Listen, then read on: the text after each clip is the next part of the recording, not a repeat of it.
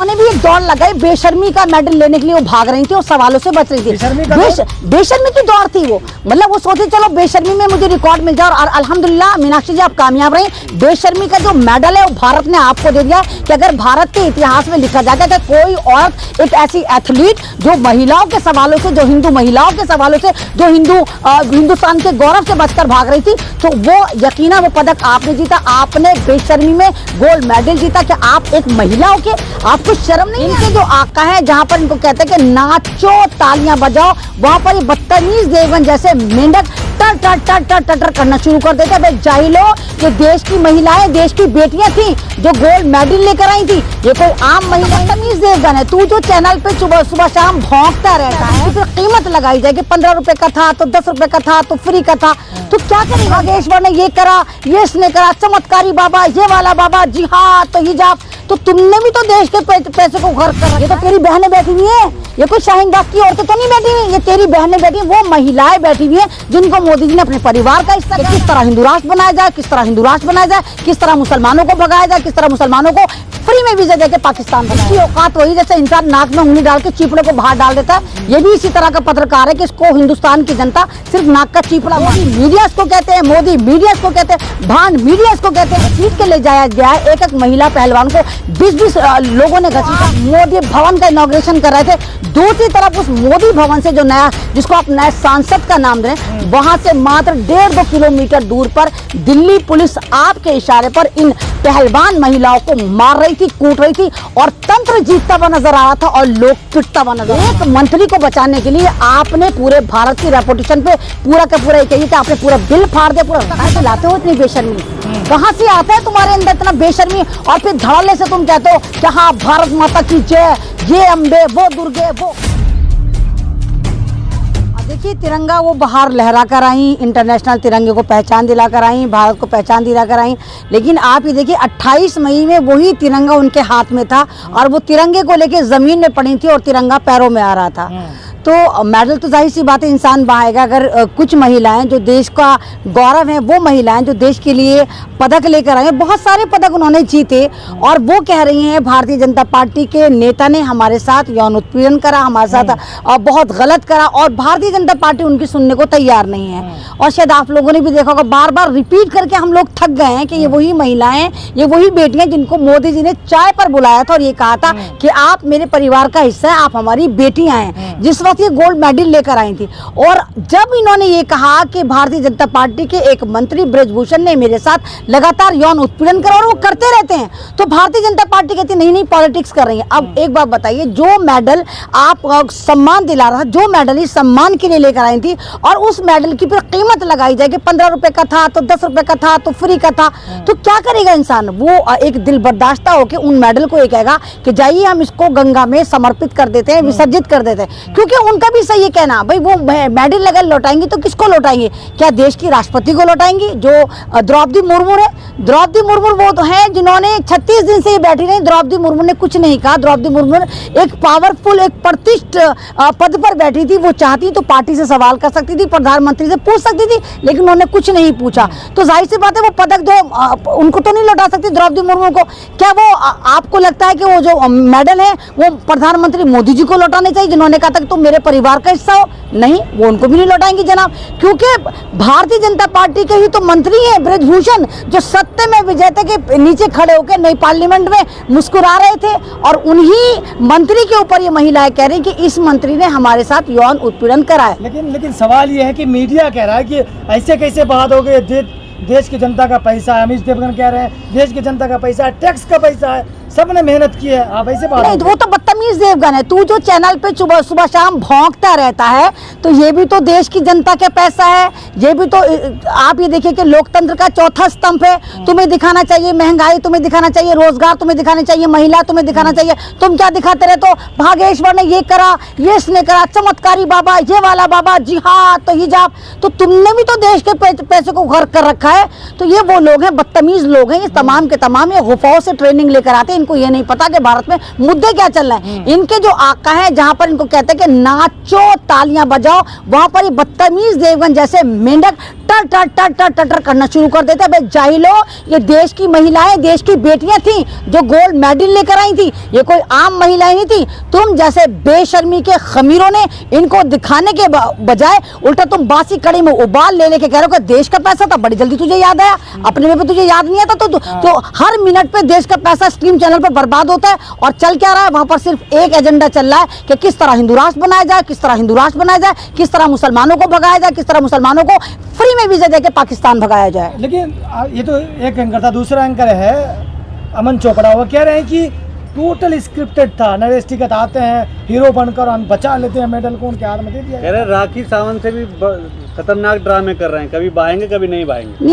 ये तो मैंने कहा ना, ये सारे के सारे गंदगी, ये नाक का चिपड़ा भी बिल्कुल ऐसा ही है कि इसकी औकात वही जैसे इंसान नाक में उंगली डाल के चिपड़े को बाहर डाल देता है, ये भी इसी तरह का पत्रकार है कि इसको हिंदुस्तान की जनता सिर्फ नाक का चिपड़ा मानती है। इनकी बात कर गधे की लात का कोई भरोसा नहीं करता। स्क्रिप्ट तो ये है जिनको स्क्रिप्ट लिख कर दी गई है कि अब तुम्हें ऐसे भौंकना है मेरे पालतू कुत्तों, तुम्हें कहना है कि जो महिलाएं पॉलिटिक्स कर रही थी, तुम्हें कहना है कि महिलाएं मेडल बहाने नहीं गई थी, तुम्हें कहना है कि राकेश टिकैत या उनका खानदान वहां पर आता। तो स्क्रिप्ट तो आप ये देखिए स्ट्रीम चैनल पे चलता है, टोटल स्क्रिप्ट चलता है। बताइए आप एक बार बताइए, हमारे लिए कितनी लानत की बात है। आपने कभी इंटरनेशनल न्यूज देखी है क्या? वहां पर आपने बैकग्राउंड में साउंड बजते हुए देखे हैं? ये तो ऐसी न्यूज है, ऐसा लगता है कि कोई सीरियल चल रहा है, बाकायदा बैकग्राउंड में म्यूजिक चलते हैं। तो ये भारत का मीडिया नहीं है, स्ट्रीम चैनल नहीं है, भारत के लिए लानत है जो न्यूज को भी एक इस तरह दिखाते हैं कि म्यूजिक चल रहा है तो ड्रामा चल रहा है, तो हिजाब चल रहा है, तो जिहाद चल रहा है, तो मुसलमान चल रहा है, तो पाकिस्तान चल रहा है। तो तुम तो न्यूज दिखाते ही नहीं हो। तो ये स्क्रिप्ट ड्रामा जो होता है, असल में चोर की दाढ़ी में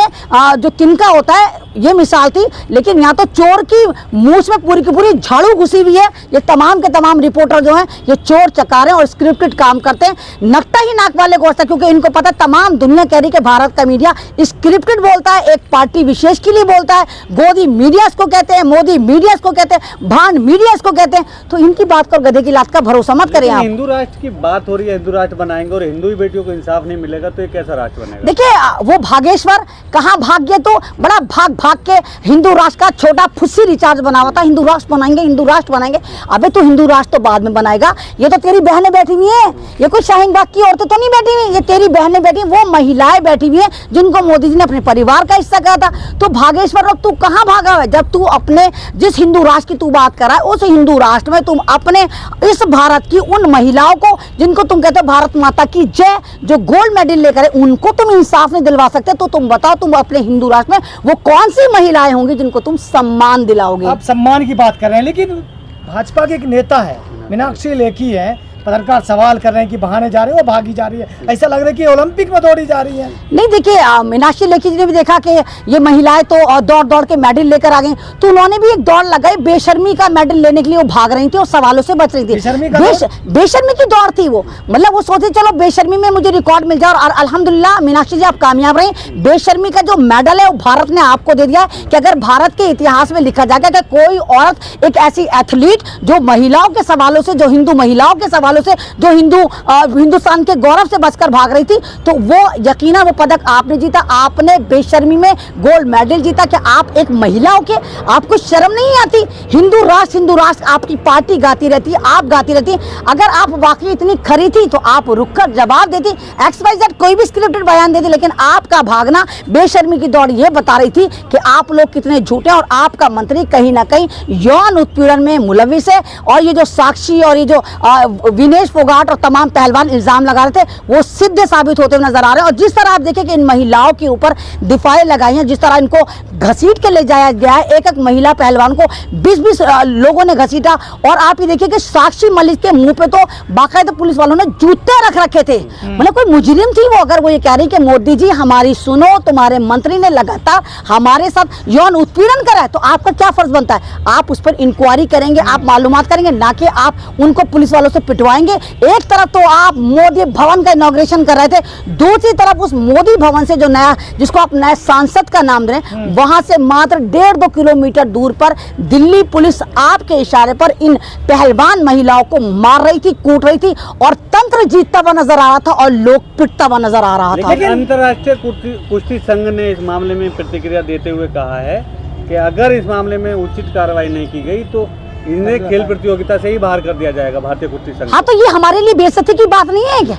मतलब आप ही देखिए कि अंतर्राष्ट्रीय जो कुश्ती संघ है वो ये कह रहा है कि अगर इन महिलाओं को इंसाफ नहीं मिलता, अगर इन महिलाओं की सुनी नहीं जाती, तो आने वाले फ्यूचर में, आने वाले दौर में भारत को कुश्ती बैन कर दिया जाएगा। यानी भारत हिंदुस्तान में कुछ भी खेलते रहे, कबड्डी कुश्ती कुछ भी खेलते रहे, लेकिन भारत से निकल के ये इंटरनेशनल प्लेटफॉर्म पर नहीं खेलेंगे। तो बेइज्जती किसकी है और किसकी वजह से? एक मंत्री को बचाने के लिए आपने पूरे भारत की रेपुटेशन पे पूरा का पूरा ये कहिए कि आपने पूरा बिल फाड़ दिया, पूरा रायता फैला दिया, लेकिन आप उस मंत्री को पकड़ने को तैयार, और वो मंत्री धड़ल्ले से सत्य में विजेता के नीचे खड़े होकर फोटो खिंचवा रहा है। और वो महिला जिनके साथ यौन उत्पीड़न हुआ है वो 36 दिन तक जंतर मंतर पर पड़ी रही, गुहार लगाते रहे, मोदी जी को बुलाते रहे, अपने परिवार को बुलाते रहे, लेकिन पता नहीं कहां से लाते हैं इतनी बेशर्मी ये लोग। कह रही हैं कि देश की बदनामी हो रही है, और वहीं भाजपा वाले भी ये कह रहे हैं कि ये बेटियां देश की बदनामी। तो देश की बदनामी भारतीय जनता पार्टी की वजह से हुई ना। जिस मंत्री ने उनके साथ गलत करा था, क्या उस पर कमेटी बिठाई गई? क्या उसको पकड़ा गया?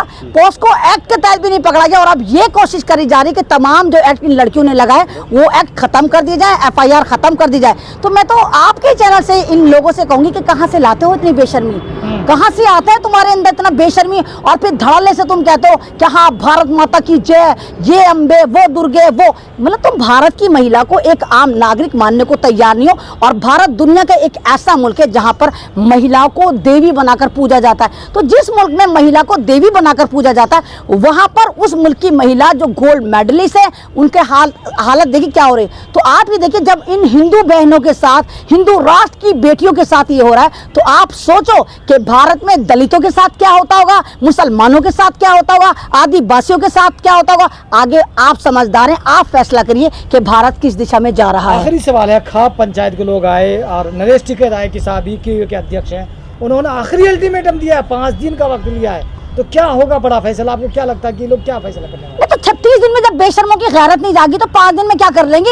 ये तो बेशर्मियों की पूरी जमात है ना। तो ये भी तो बहुत बड़ा आंदोलन था जो इंटरनेशनल चल रहा था। तो ये तो बेशर्म लोग हैं, इनको लोकतंत्र से कोई मतलब नहीं है। हिटलर चाहिए, इनको लगता है कि हम पावर से, हम पैसे से, हमारे पास जो तातथैया वाला मुजरा गैंग है, जो एक मीडिया है जो हमारे टुकड़ों पे पलता है, और जहां हम कहते हैं नाच मेरी बुलबुल तुझे पैसा मिलेगा, और ये बसंती और बसंते जो हैं वो पूरे मुजरे करने शुरू कर दे, तो इनको लगता है कि हमारा स्ट्रीम चैनल हमें बचा लेगा। लेकिन आप लोग जो सोशल मीडिया कहलाता है, आप लोगों ने दिखाया कि भारत में इस वक्त क्या अराजकता फैली हुई। यहाँ पर चाहे वो चैंपियन हो, चाहे वो किसान हो, चाहे वो जवान हो, चाहे बच्चे हो, चाहे महिला हो, वो कितने परेशान हैं। तो मुझे नहीं लगता कि 5 दिन का अल्टीमेटम भी इन बेगैरतों की जमात पर कोई फर्क ला कर देगा। और मेडल बहाने को जिस तरह ये कह रही है, विसर्जित करने को कह रही है, मुझे नहीं लगता कि ये बहाएंगे। और मेरा कहना ये भी है कि एक मेडल लाने के लिए इंसान पूरी जिंदगी लगा देता है। जैसे आप लोगों ने जर्नलिस्ट बनने के लिए अपनी पूरी जिंदगी पता नहीं क्या क्या सेक्रीफाई करा, आप कहाँ पुलिस से पिटते होंगे, कहाँ जाते होंगे, कभी नींद कुर्बान करते होंगे, कभी खाना कुर्बान करते होंगे। तो ऐसे ही इन्होंने जो पहलवान बनने के लिए कितनी मेहनत करी होगी। अभी 12-13 साल की थी तब से ये पहलवानी सीख रही थी और दौड़ रही थी और अपनी पसंदीदा खानों को सेक्रीफाई कर रही थी। और जब ये मेडल लेकर आई, पूरी दुनिया में अपना परचम लहराया, तो आज इन महिलाओं के साथ उसी मुल्क में अत्याचार हो रहा है जिस मुल्क के लिए ये मेडल जीत के लेकर आई थी।